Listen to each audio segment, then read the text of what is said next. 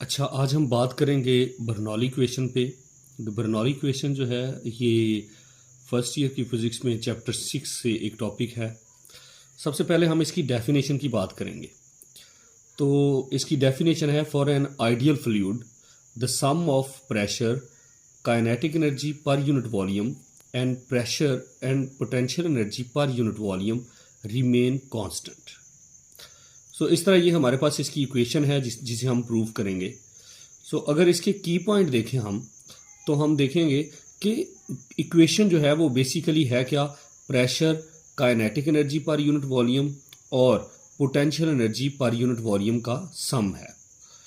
तो हम सिर्फ इसी सूरत में इन तीनों वैल्यूज़ को सम कर सकते हैं जब जो है वो इनके यूनिट सेम होंगे।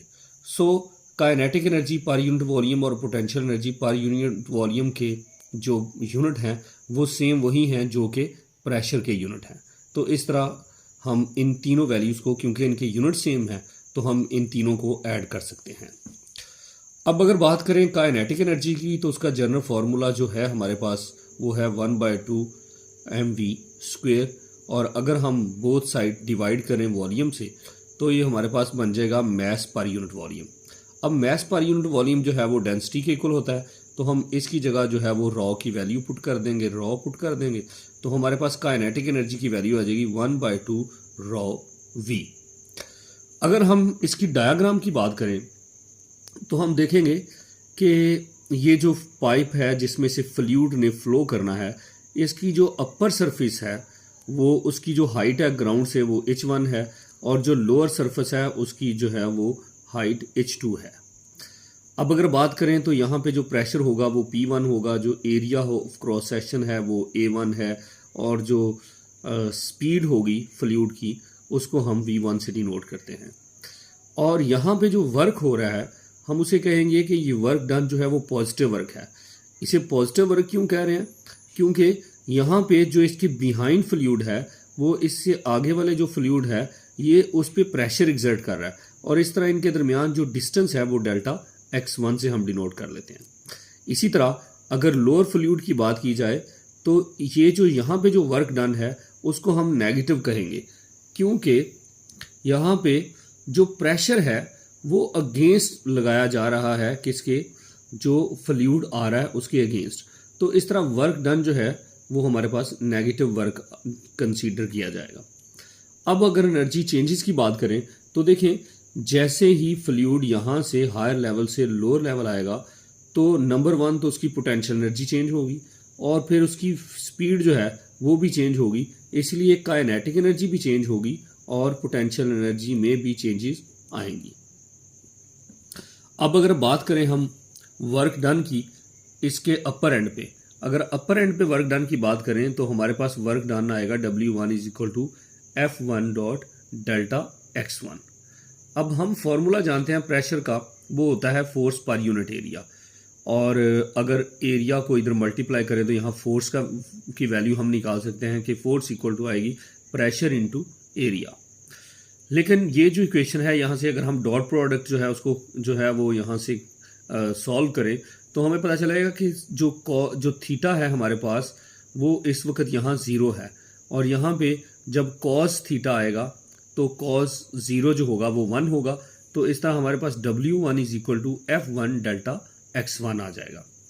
अब बात करते हैं हमने F1 की जगह इसकी वैल्यू को पुट कर दिया, तो ये हमारे पास वर्क डन आ गया। और हम पहले ही कह चुके हैं कि वर्क डन जो अपर जो पाइप का है एरिया, वहाँ पे जो हो रहा है वो पॉजिटिव है, क्योंकि इसमें फ्लूइड जो है उस पे work done on the fluid है by the behind the fluid. अब हम बात करते हैं लोअर एंड की। जो लोअर एंड है इसका, अगर इस पे वर्क की बात करें हम, तो हम कहेंगे सिमिलरली कि ये जो वर्क है वो है, लेकिन ये नेगेटिव वर्क है, क्योंकि यहाँ वर्क जो है वो अगेंस्ट द फ्लूइड हो रहा है। फ्लूइड यहाँ से आ रहा है, लेकिन यहाँ पाइप जो है उसकी जो विड्थ है वो कम है, जिसकी वजह से फ्लूइड पर वर्क किया जा रहा है। तो इसलिए हम जो है इसको अगेंस्ट द फ्लूइड है, इसलिए हम इसको कहेंगे कि यहाँ जो वर्क है वो नेगेटिव वर्क है। अब अगर बात करते हैं हम टोटल वर्क डन की, तो टोटल वर्क डन जो होगा हमारे पास वो होगा W = W1 और 2, दोनों की वैल्यूज़ को हम लिखेंगे। लिखने के बाद अगर हम यहाँ बात करें इस डिस्टेंस की, तो हम फॉर्मूला जानते हैं डिस्टेंस का, वो होता है VNT। तो डेल्टा एस हमारे पास VNT होगा, यानी चेंज इन टाइम हम इसको कह सकते हैं डेल्टा टी। तो इस तरह मैं इसकी वैल्यू को यहाँ पे पुट करता हूँ दोनों तरफ। इसको पुट करने के बाद हम देखेंगे कि हमारे पास ये जो एरिया है, ये जो डिस्टेंस है, ये इक्वल टू किसके आता है, ये इक्वल टू वॉल्यूम के आता है। तो इस तरह हम दोनों साइडों पे यहाँ भी और यहाँ पे भी वॉल्यूम लिख देंगे। वॉल्यूम को कॉमन लेंगे तो हमारे पास P1 माइनस P2 जो है वो वर्क आएगा। अब according to law of conservation of energy के अकॉर्डिंग क्या है कि जो वर्क है वो इक्वल टू है change in kinetic energy plus change in potential energy. अब अभी हम वर्क डन की जो वैल्यू है वो ऑलरेडी निकाल चुके हैं, ये हमारे पास है। अब चेंज इन काइनेटिक और पोटेंशियल एनर्जी की वैल्यू हम पुट करते हैं यहाँ पे, और हम जानते हैं कि ये जो हमारे पास वॉल्यूम है ये होता है मैस पर, ये मैस ओवर डेंसिटी है हमारे पास। तो इसी तरह हम यहाँ से m इस सारी तमाम टर्म में से कॉमन लेंगे, तो ये जो m है ये मैस है, मैस से कैंसिल हो जाएगा, और ये जो डेंसिटी है रॉ ये इधर मल्टीप्लाई हो जाएगी। इसको हम सिंप्लीफाई कर लेंगे तो उसके बाद हम क्या करेंगे, हम जो P1 जो वाली वैल्यू है, P1 और V1 और H1 वाली उसको वन साइड पे ले जाएंगे और दूसरी को दूसरी साइड पे ले जाएंगे। तो हमें इससे पता चला कि हमारे पास जो है वो इस तरह ये बर्नौली इक्वेशन आ जाती है, जो कि इक्वल टू किसके है, जो कि कांस्टेंट है, और हम इसे लिखते हैं कि ये बेसिकली सम है प्रेशर का, काइनेटिक एनर्जी का और पोटेंशियल एनर्जी का। तो ये था हमारे पास आज का लेक्चर, जिसमें हमने सीखा कि किस तरह बर्नौली ने अपनी जो इक्वेशन है उसको प्रूव किया, जैसी कि उसने डेफिनेशन की थी। जी।